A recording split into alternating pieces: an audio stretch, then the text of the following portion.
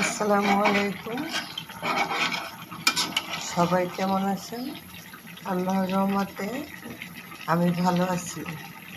আমি দোয়া করি আপনারা সবাই, ভাই বোন বন্ধুরা সবাই ভালো থাকেন, সুস্থ থাকেন। আমি আজকে চাল কুমড়ো দিয়ে জাটকা ইলিশ দিয়ে রান্না করতেছি।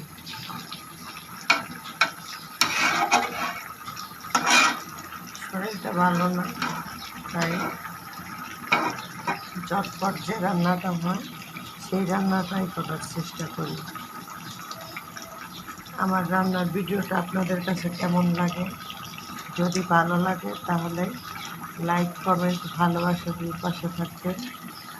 ভালো থাকবেন, সুস্থ থাকবেন। আল্লাহ হাফেজ।